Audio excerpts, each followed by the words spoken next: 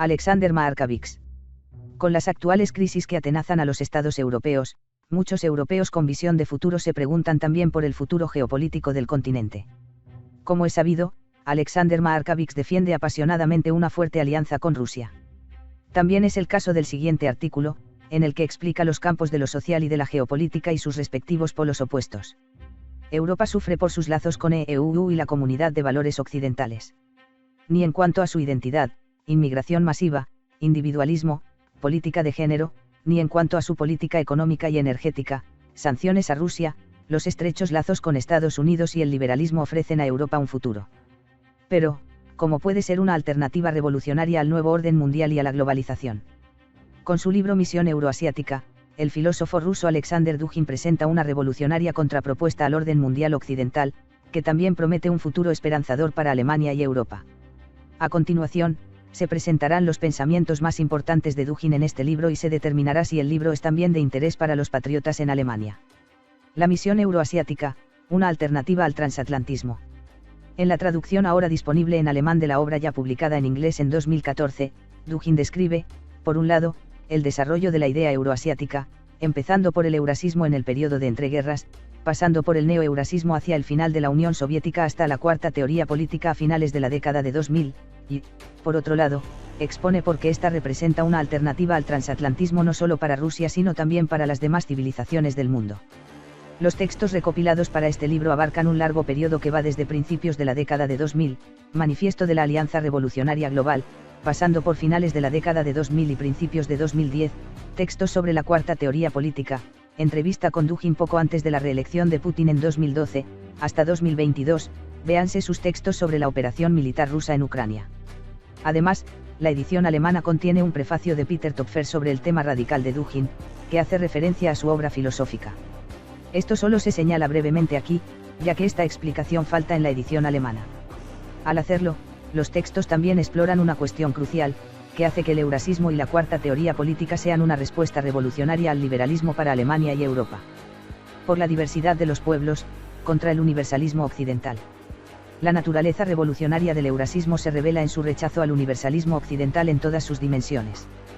Todos los pueblos deben vivir en una democracia al estilo occidental. Todas las economías deben obedecer las leyes del libre mercado y del capitalismo. Estas son precisamente las ideas que los euroasiáticos rechazan radicalmente.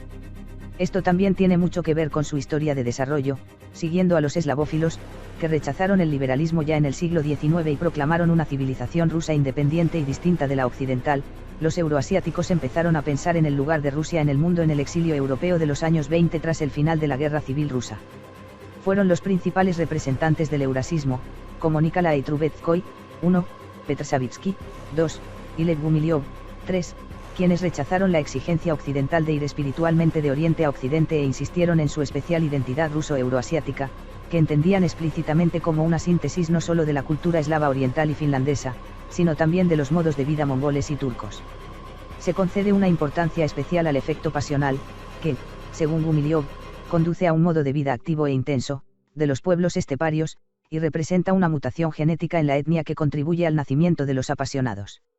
El mundo, no un universo, sino un pluriverso. Por analogía con el representante de la revolución conservadora, Oswald Spengler, acuñaron el concepto de civilización, por el que lo entienden no como una forma de cultura en decadencia, sino como un círculo cultural entre muchos, al que pueden unirse diferentes pueblos y culturas debido a los puntos comunes de su historia, cultura y religión.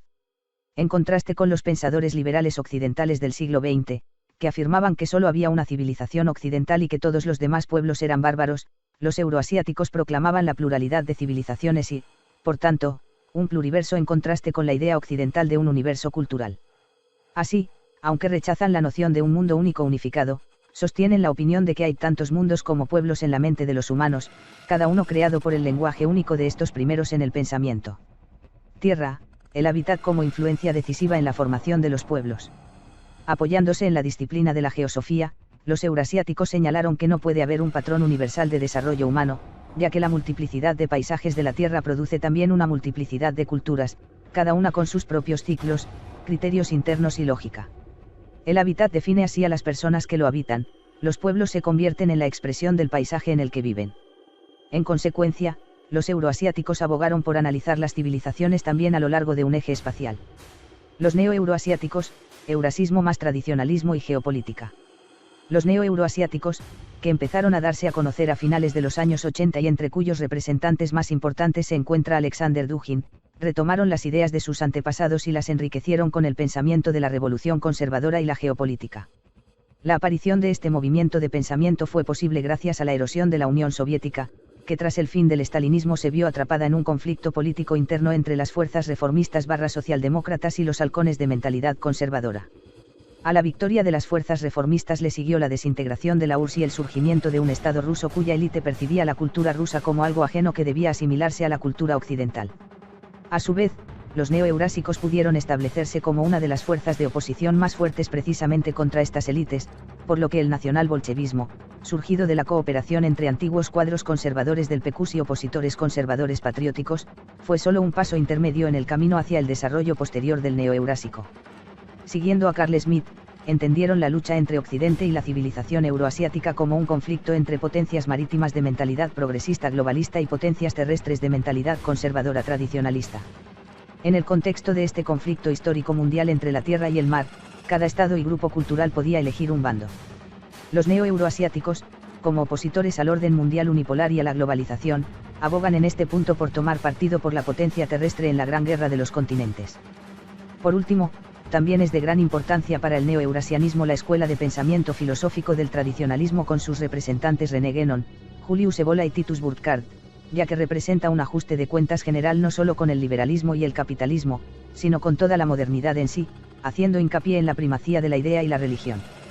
Por consiguiente, el neo-eurasianismo es una ideología antiimperialista, antimodernista y anticapitalista cuyo objetivo es restaurar el modo de vida y el pensamiento tradicionales de la civilización en cuestión.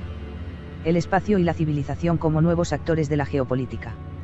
Basándose también en Carl Schmitt, no ven al Estado-nación sino al espacio mayor en el sentido de la civilización como el actor de esta lucha. Dugin considera que el futuro del Estado-nación en la lucha contra la globalización se enfrenta a tres posibles opciones. La absorción en un futuro Estado mundial. Resistencia a la unipolaridad mientras se mantiene el orden del Estado-nación. La abolición del Estado-nación en una formación a gran escala. Siguiendo a Carl Schmitt, Alexander Dugin aboga por la civilización y el gran espacio como la futura forma de organización de la geopolítica. Según su lógica, esto no corresponde al nacionalismo, que uniformiza y unifica a sus ciudadanos de pie en la matriz de pensamiento de la modernidad, véase, por ejemplo, la República Francesa o, en la historia alemana, el Tercer Reich, sino al del imperio, que siempre está formado por una multitud de pueblos y religiones y está dirigido por un pueblo imperial. Dugin constata aquí un pluriverso de civilizaciones en el que no solo Rusia, Eurasia, China y el gran espacio islámico formado por varias civilizaciones, así como Sudamérica, tienen una oportunidad de emanciparse del universalismo occidental, sino también la propia Europa, que de momento sigue siendo vasalla, 4, de Estados Unidos. Mayor espacio, autarquía, autonomía, soberanía. Para el área metropolitana son fundamentales las ideas de autosuficiencia y soberanía. Como un Estado-nación por sí solo no puede hacer frente a la globalización, varios Estados-nación deben unir sus fuerzas y transferir su soberanía al nivel del área metropolitana. Dado que un solo Estado-nación no es capaz de imponerse ante las sanciones y las políticas de bloqueo occidentales, varios deben unir sus fuerzas para garantizar su capacidad de actuación en caso de emergencia. Aquí es importante el concepto de autonomía, que va en contra de la idea moderna de centralismo, así, mientras que el nivel de civilización se hará cargo en el futuro de las decisiones importantes de política exterior, internamente los niveles inferiores del área metropolitana se encargarán de configurar de forma autónoma sus propias condiciones en el sentido del principio de subsidiariedad y de la idea de pluribus unum, crear uno a partir de muchos, que también incluye la autonomía cultural.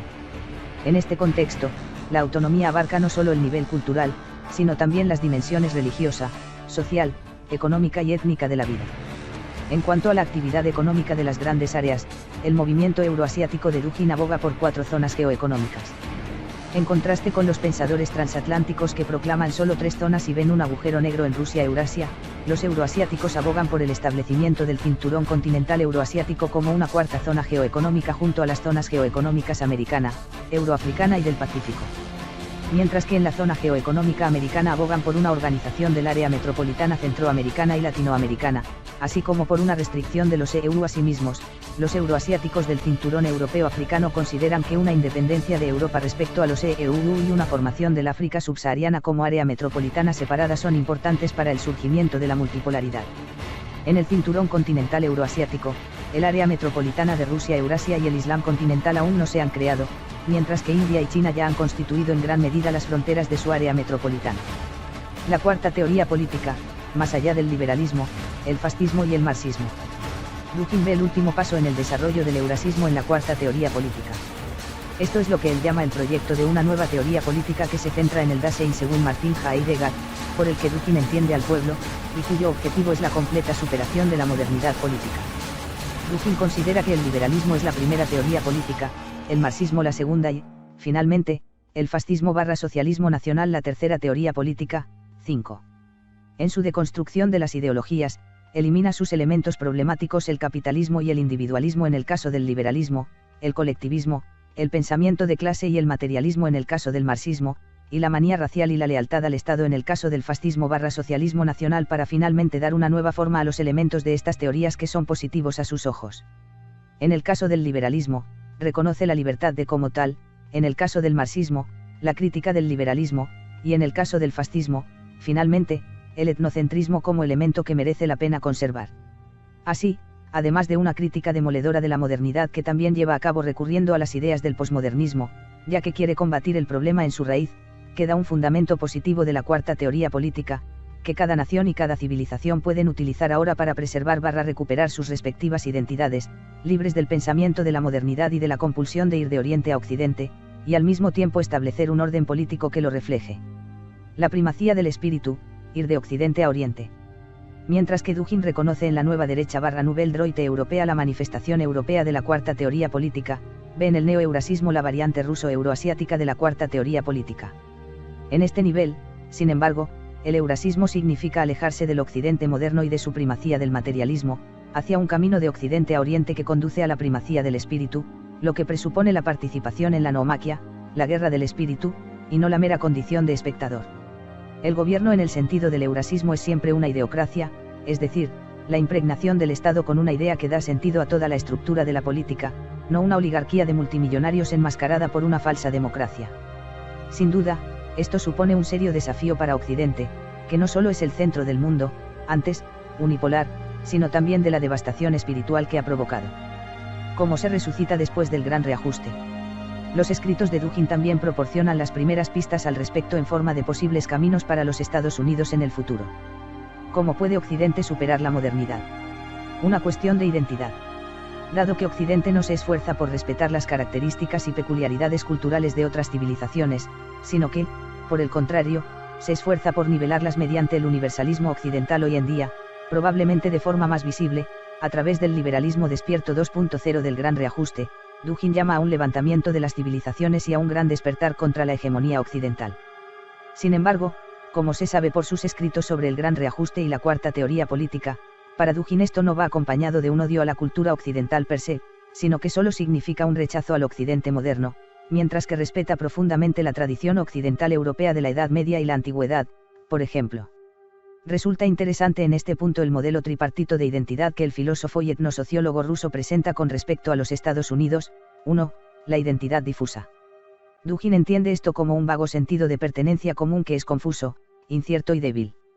La identidad difusa solo surge en situaciones extremas, como las guerras, las revoluciones y las catástrofes naturales. 2. La identidad extrema. Representa una identidad arbitraria y artificial que se convierte en una ideología.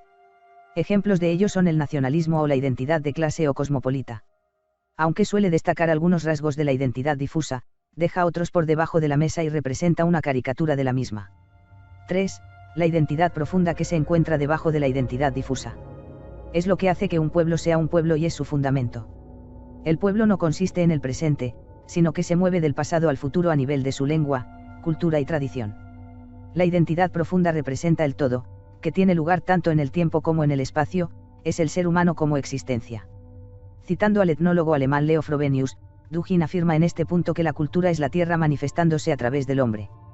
Mientras que los europeos conservan su identidad profunda, Los Estados Unidos se enfrentan al problema de que fueron creados originalmente sobre una tabula rasa cultural en Norteamérica para realizar la utopía de la modernidad.